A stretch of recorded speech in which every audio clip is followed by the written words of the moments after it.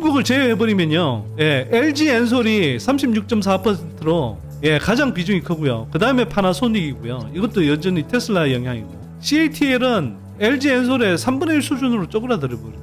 그 다음이 오히려 SK온, SDI처럼 한국 업체들이고요. 저 지난 시간에 박순영 이사도 이야기했지만 BYD 뭐 수출 많이 된다 뭐 이렇게 이야기하지만 BYD가 무슨 존재감이 있다고요. 중국 2회 시장에서 2030년 정도 가면 어떻게 되냐. 중국을 제외한 1등, 2등, 3등은 아마 LG 엔솔, SK온, 삼성 SDI 이렇게 될 겁니다. 이렇게 시장이 커지고 있는데 이 산업에 투자를 안 하시겠어요?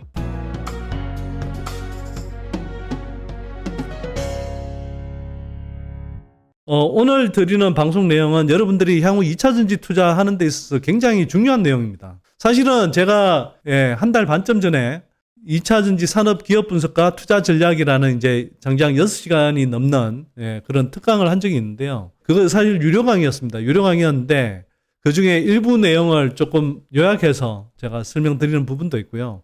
최근 상황 조금 업데이트해서 말씀드리는 부분도 있습니다. 어쨌거나 여러분들이 향후 2차전지에 투자하려고 하면 큰 틀의 흐름이 어떤 방향으로 지금 흘러가고 있는지, 그리고 그 속에서 오늘은 주로 소재 이야기를 드릴 텐데 소재주를 어떤 관점에서 봐야 되고 어떤 소재가 중요하고 어떤 기업을 주목해서 투자를 해야 되는지 이런 것들을 여러분들이 이해하는데 상당히 도움될 내용일 겁니다. 그러니까 오늘 방송 내용은 2차전지 투자를 하려고 하는 사람들, 장기적으로 하려고 하는 사람들은 꼭 참고하시면 좋겠다 이렇게 말씀드리고요. 특히 2차전지 투자를 해오고 있지만 어떤 큰 그림 속에서 내가 하고 있는지 잘 모르고 있는 분들, 더구나 이제 아직 완전 진입 초기여서 2차전지 섹터에 도대체 무슨 기업이 있고 도대체 왜 2차전지 그중에서도 소재에 투자해야 되는지 잘 모르는 분들한테는 굉장히 하여튼 도움되는 방송일 거다 이렇게 생각합니다. 자, 우선 이야기 좀 말씀드릴게요. 글로벌 EV 수요 전망 이렇게 돼 있죠. 이거는 제가 전에 한번 보여드린 적이 있는데요. 미래에셋 리포트 자료에서 제가 이제 가져온 거고요. 보시면 올해부터 북미 시장이 되게 많이 커지는 구간이다. 기존에는 중국 시장 위주로 많이 커졌었는데 올해부터 본격적으로 이제 IRA 법안 등등의 영향으로 북미 시장이 본격적으로 커지는 구간이다. 이렇게 보시면 되고요. 그래서 실제로 유럽하고 중국 쪽의 시장 성장률은 상대적으로 조금 한 20-30% 이내로 그 폭이 크지 않은데 올해 미국은 대략 한 90% 이상 성장할 것으로 여기서 이제 전망을 하고 있죠. 올해 북미 시장은 90% 이상, 그리고 북미를 제외하고 아시아, 일본, 중남미 이런 시장은 104% 정도 성장한다 이렇게 되어 있는데요. 실제로는 1월달, 2월달에 나온 그런 데이터들을 보면 이거보다 지금 더 성장하고 있습니다. 이 추정보다. 실제로 북미 시장 같은 경우는 시장 조사 기관인 EV 볼륨즈 집계에 따르면 120% 성장한 걸로 나왔고요. 그 다음에 아시아 및 기타 시장은 100몇십 % 더 성장했습니다. 그만큼 지금 빠르게 성장하고 있고요. 2월에 기타 국가 BEV, 이건 순수 전기차를 이야기하는 겁니다. 순수 전기차 판매 집계를 한 걸 보니까 이거 기타 국가라는 것은 중국이라든지 미국, 그 다음에 유럽 이제 메인 국가들 이렇게 제외한 국가들 이야기하는 건데요. 이스라엘 122%, 일본 233%, 호주 269%, 태국 1477% 이런 식입니다. 이거는 이제 그동안 상대적으로 이제 전기차 시장 규모가 작았다가 갑자기 이제 커지니까 증가율이 좀 높게 나타날 수 있지만 그만큼 굉장히 빠른 속도로 판매가 증가하고 있다. 그 다음에 유럽 기타 지역, 핀란드가 138% 이렇게 돼 있고, 포르투갈 137%, 루마니아 101%, 터키 213% 이렇게 돼 있습니다. 그러니까 그동안 침투율이 낮았던 기타 국가들에서 판매량이 굉장히 큰 폭으로 성장하고 있다는 거죠. 유럽 같은 경우는요, 이게 유럽의 2월달 평균 판매 신장률이 메인 국가들 중심으로 하면 한 30% 정도 수준일 겁니다. 근데 그 메인 국가들 제외하면 기타 국가들, 유럽의 이제 상대적으로 좀 작은 국가들 100%대 이상 이렇게 이제 성장하는 그림도 나온다는 거죠. 전기차 판매량이 이렇게 증가하면 배터리는 이거보다 더 빠른 속도로 증가합니다. 그래서 여기 보시면 북미 같은 경우는 105% YOY 성장하는 걸로 되어 있는데요. 실제로는 1월 달에 120% 성장했기 때문에 배터리 같은 경우는 150%, 160% 이 정도 성장했을 거고요. 그 주된 이유는 뭐냐 하면 대당 탑재량이 증가하기 때문에 그렇습니다. 특히 이제 북미에서 파는 차량들의 평균은 이제 이 배터리 탑재 용량이 큰데요. 미국 같은 경우는 83kWh이고 평균. 예, 중국은 54, 유럽은 65 이렇게 이제 잡고 있습니다. 근데 중국은 사실 이거보다 평균적으로 좀 더 낮고요. 미국은 팔리는 거에 따라서 예, 더 큰 차종이 팔릴 수도 있습니다. 이거는 뭐냐 하면 북미 내에 OEM별 완승차 판매 비중 이렇게 돼 있는데요. 이거 보시면요. 지금 이게 전기차가 아니라 전체 완승차 관점에서 보면 미국에서 북미에서 가장 많이 팔리는 게 GM이 제일 많이 팔리고요. 그 다음에 일본 차인 도요타, 포드, 스텔란티스, 혼다, 그 다음에 현대 기아차가 많이 팔리는 거고요. 폭스바겐 뭐 이런 식으로 되어 있습니다. 테슬라는 하도 전기차에 이제 뭐 리딩 업체로 이렇게 돼 있다 보니 테슬라가 많이 언급되지만 전체 완승차 팔리는 그 판매량으로 보면 그렇게 많지가 않아요. 이게 문제는 앞으로 북미 자동차 시장이 이제 굉장히 빠른 속도로 전기차로 전환을 하잖아요. 지금 10%도 안 되는 5% 이 정도인 미국의 이제 전기차 시장이 2030년만 가도 전기차 침투율이 한 50% 정도까지 올라가야 된단 말이에요. 기본적으로. 그러면 기존의 완승차 업체들이 다 전기차로 바꾼다는 겁니다. 그러면 이게 어떻게 되냐? 지금의 완승차 업체들의 이 점유율 있잖아요. 이게 거의 그대로 전기차 시장에서도 그대로 재현될 가능성이 높다는 겁니다. 물론 테슬라도 성장하겠죠. 그래서 테슬라가 상당히 성장함에도 불구하고 기본적으로 뭐 북미 자동차 3사, GM, 포드, 스텔란티스 이런 업체들이 전기차 시장에서 굉장히 큰 볼륨을 차지하게 될 거라는 거죠. 예. 북미 내에 배터리 기업별 공급 비중을 보면요. 지금은 파나소닉이 테슬라가 많이 장악하고 있으니까 파나소닉 비중이 높아요.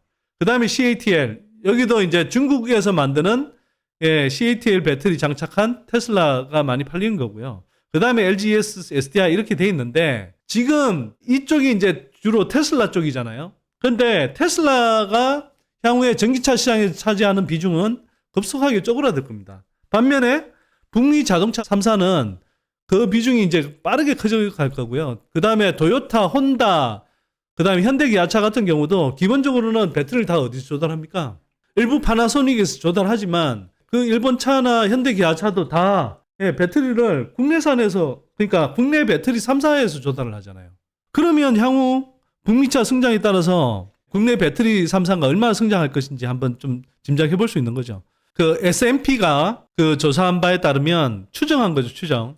2022년부터 2030년까지 전기차 판매, 누적 판매량이 얼마나 될 건지 이걸 한번 이제 추정을 해봤습니다. 했더니 물론 테슬라가 여전히 선두업체이긴 한데 그 중에서 GM, 포드, 스텔란티스, 도요타, 현대, 폭스바겐, 혼다 뭐 이런 차들이 이제 올라간다는 겁니다. 테슬라는 지금도 전기차 1등 업체잖아요. 근데 그 비중이 쪼그라들더라도 절대 판매량은 늘어나겠죠. 그런데 향후에 지금은 전기차 시장에서 존재감이 상대적으로 작은 GM, 포드, 스텔란티스 같은 회사들이 이만큼 누적 판매량을 늘려간다고 할 때 이 과정에서 얼마나 많은 전기차 판매가 이들 기업에서 늘어나겠냐 하는 거죠. 그리고 그 과정에서 국내 배터리 3사의 배터리가 얼마나 증가할 건가 이걸 생각해 보실 필요가 있고요. 언론들에서 보도할 때 또 뭐 3프로TV라든지 이런저런 이제 그 CATL과 같은 그런 중국 배터리 업체들이 우위에 있는 것처럼 이야기하고 그러면서 한국 배터리 업체들을 깎아내릴 때 가장 대표적인 레파토리가 바로 이겁니다. 이게 뭐냐? 이걸 보여주는 거죠. 이거. 글로벌 배터리 공급 비중. 그렇게 하면 CATL이 2021년 기준으로 33.3%고 LG는 20.3%고 파나소닉은 12%고 비아디가 8.9%고 그 다음에 SK온, SDI다 뭐 이렇게 되니까 이게 중국 업체들이 훨씬 더 한국 업체들보다 점유율도 높고 뭐 판매가 잘 되네. 시장에서 많이 파는 게 장땡이지. 이런 식의 보도를 한단 말이에요.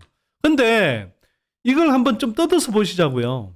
글로벌 배터리 공급 비중인데 중국을 제외했을 때 어떤 그림이 나타나냐? 완전히 다른 그림이 나타납니다.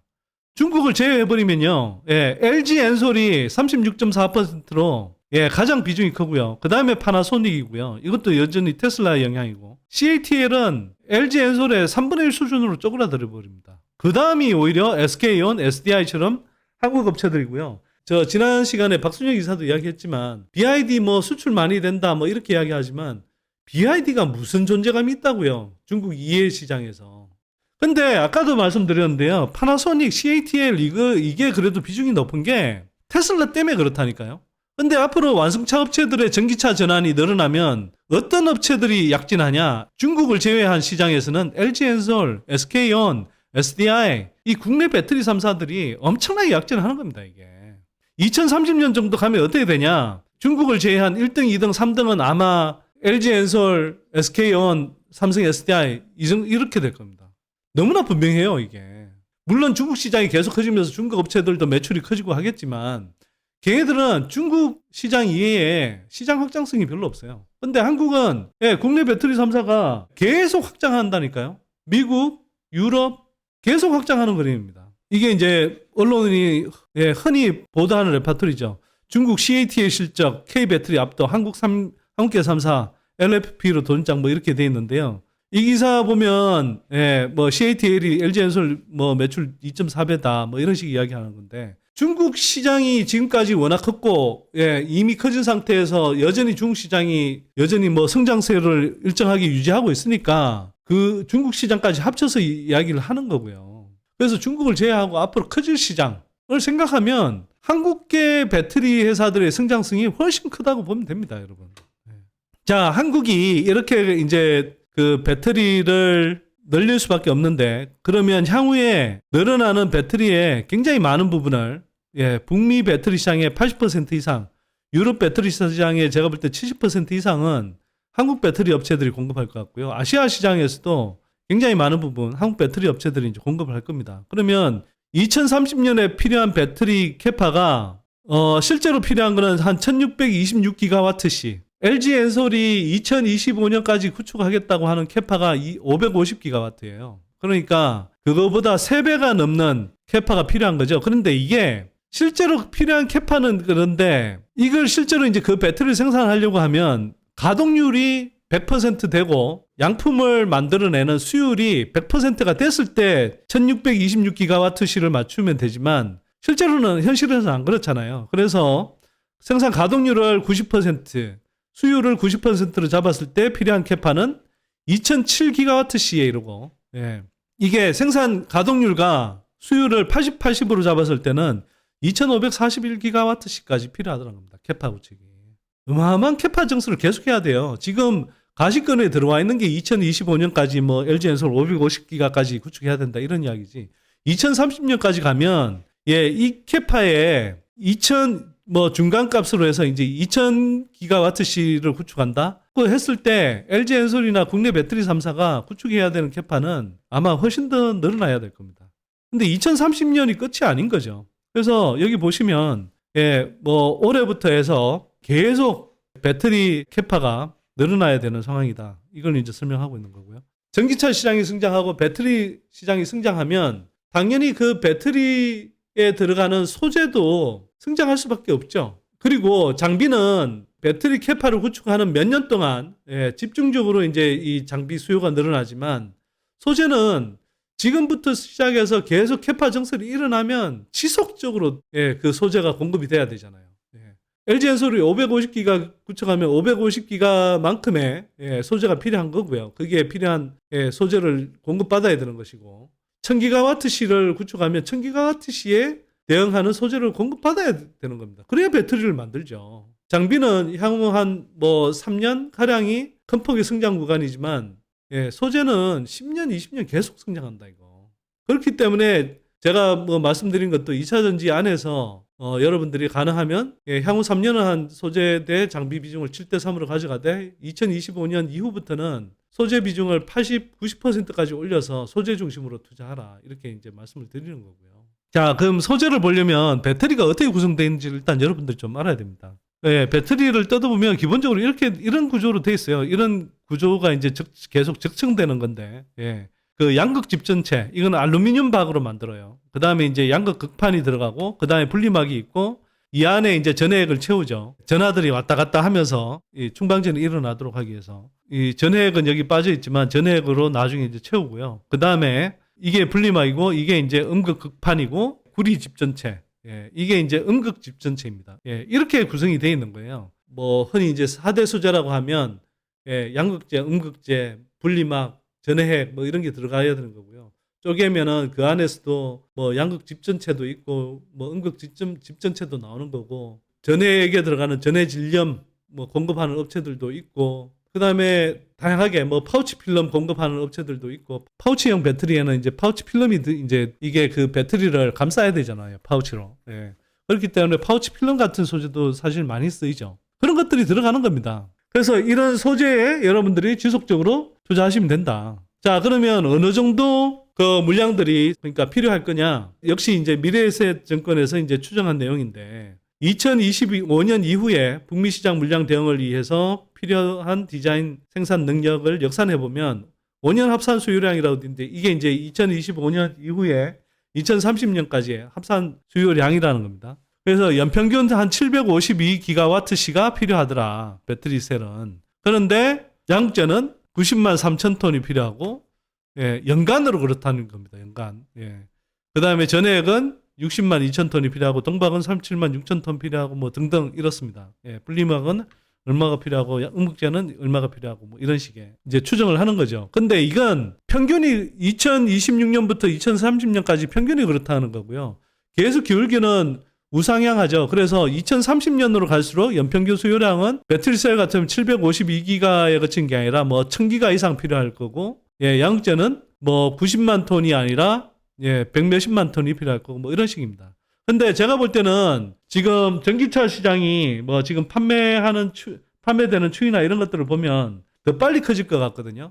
그러면 실제로는 2단계 갔을 때 예, 필요한 수요량이 아마 지금 이 추정을 뛰어넘을 가능성이 높습니다. 예, 그리고 아까도 말씀드렸지만, 예, 가동률 수요를 80%로 가정할 때는 훨씬 더 많은 이제 이 수요가 있다라는 거죠. 실제로는 이게 더 현실에 부합하는 수요량이다, 이렇게 보면 될 것 같고요. 그만큼 수요가 줄기차게 늘어난다, 이렇게 보시면 됩니다. 예, LG 엔솔의 경우에 2022년 3분기 기준으로 대략 350조 원 정도의 예, 수주 잔고가 있다고 해요.